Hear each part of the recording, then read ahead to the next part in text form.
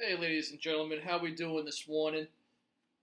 Today we're doing something a little bit different because here at Books and Buds, we just love discussing the two best things on planet Earth. We love discussing books and buds, mostly because we just want to promote reading. It's just important that people read and get to understand the world around them a little better.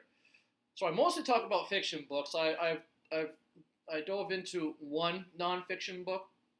Unfortunately, the individual who wrote the book was very upset with me, so I haven't delved into the world of nonfiction on this channel since.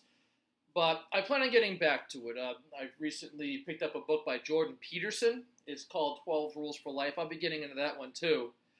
But I've only done one article on this channel, and articles are important too to promote because it's just a quick way to get a good idea of a question you might have in mind. It's a good quick way to get some answers.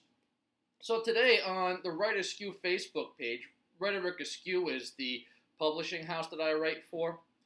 Well, they have a Facebook page called Write Askew, and I was just breezing through it today, and I forget the name of the woman who posed the question, but she said, how come I can't find an article on how extroverts can become a little more introverted? And I thought that was a damn good question. So I did a little bit of research, because it does seem like introverts are required to do all the work. All I did was I went on my Google and I typed in, okay, how can extroverts become more introverted? And of course, I just got a long list of how can introverts become more extroverted. Just one after the other. Like, what can introverts do to become more outgoing? And it's like, why the hell are the introverts doing all the work? Like, how come extroverts can't just tone it down a little bit and try to meet the introverts halfway? It seems like the louder you are, the more everyone's expected to just listen to you. And it's the reality, and I get it. Introverts are going to have to learn to deal with that. But it just posed a good point.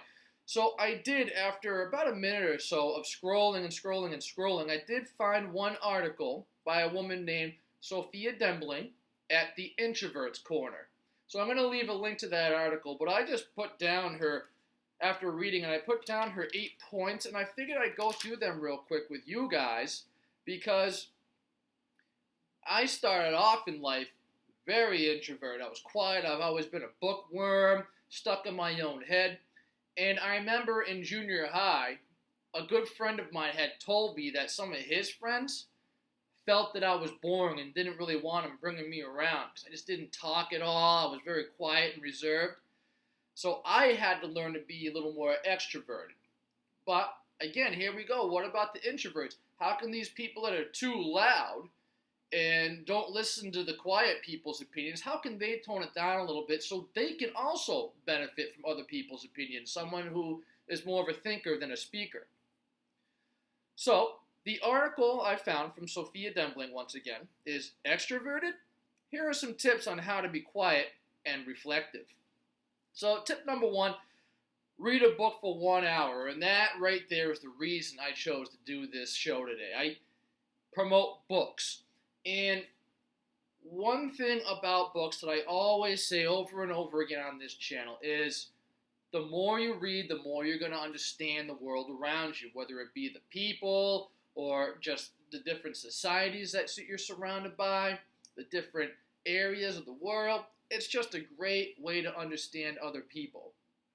It also does give you some time to just relax. So she wrote, don't use social media, no texting, no talk on the phone. Just shut up for a while and read. Just take 1 hour and just cancel out the rest of the world. Read. It'll really help you think more and be more inside your head than outside in the world. So that's number one, and that should be number one because it's just so important to just read. Be quiet for an hour, put your phone away, shut off the ringer, just take it easy.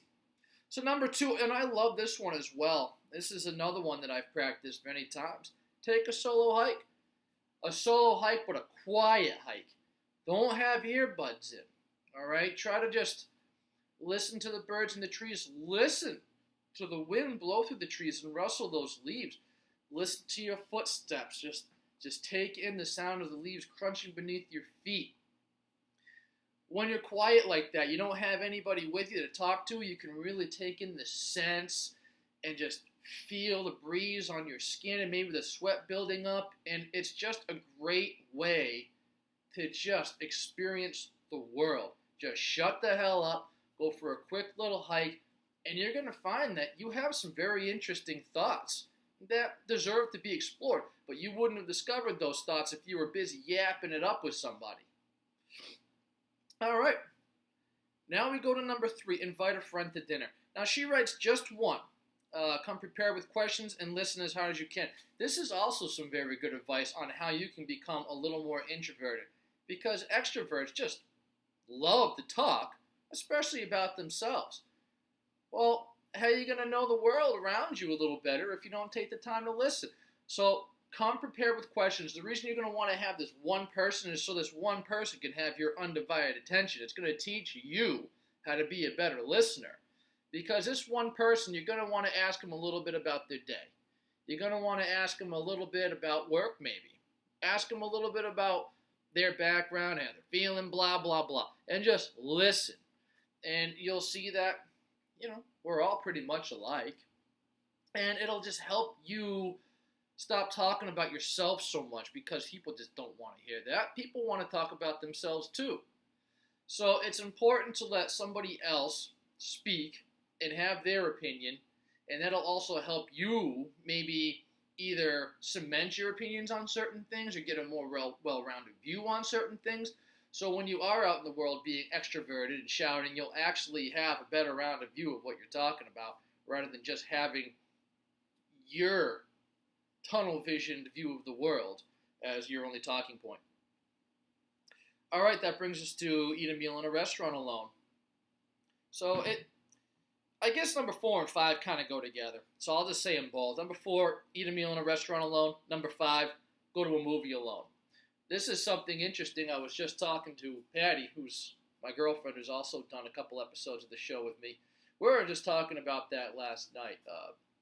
Both of us, during some of our single bouts, while we were taking some time to reflect on our past relationships and just taking a time out from being with other people, chose to go to the movies alone sometimes, or go out to eat alone sometimes. Now, obviously, when you're in the movie theater, you're going to want your phone on silent and in your pocket because it's just rude to everyone else around you. When you go to a movie by yourself like that, you just learn to appreciate your own company. And there's nothing wrong with that. There's nothing wrong with just being quiet, letting somebody else entertain you for a moment. And the same thing with going out to eat in a restaurant alone. You just don't yuck it up with the stranger sitting next to you. Sit somewhere quiet. Sit in a booth somewhere. Put your phone on silent. I recommend don't text. Don't talk to anybody. Just eat your meal. Eat your meal alone. Take a look around at people around you, other conversations. See what's going on. It just helps you take in the world. It helps you take in other people. And it helps you just kind of reflect on the world around you. So that might be another tip on how to become a little more introverted. Which brings us to number 6. It's step to the side of party. It's kind of the same thing. You can still go to parties. Why the hell not? You're extroverted. You love partying. You love being surrounded by other people. Get your ass to a party. But take 10, 15 minutes out of the party and go hang out in a corner. Pet the dog. Take a look at the bookshelf. See what kind of books the homeowner enjoys reading. It'll give you a good, well-rounded view of who this person is. Also, you might want to do the same thing like at a restaurant where you're taking in some of the conversations behind you. Who's the introverts? Who's the extroverts? Just what do they bring to the occasion? And then it'll also help you reflect on yourself. Is this Yahoo doing too much yapping? Yeah, they are. They're kind of annoying. And you can see it. This introvert over here is a little bothered by it, but they're just being a well-mannered introvert and not saying anything. And that'll help you go, whoa, maybe I'm a little bit like that. Maybe I'm a little too introverted. I need to simmer it down a little bit so I'm not annoying the people around me. I don't want to be disliked, especially if you're in sales or a business owner or an author. You want people to purchase your product or your service. You don't want to scare them the hell away from you by being a little too confident and too in people's face. So that'll help you learn to simmer down and see where other extroverts might be going wrong. All right, number 7, don't go to the party at all. Sure, you don't have to attend every party. just take that Friday night off. Just chill out at home, and like I said earlier, read a book. Maybe just watch a television program you like. Spend a nice quiet evening indoors with the little lady. Maybe look up a recipe that you both are curious about and take some time to make a nice little meal, something different. Just try different things. Experiment. Become more cultured. Be by yourself. Learn who the hell you are. You can't really learn much about yourself when you're busy yapping all day. So now we go to number 8. This is the final point that Sophia mentions in her article. Don't make weekend plans.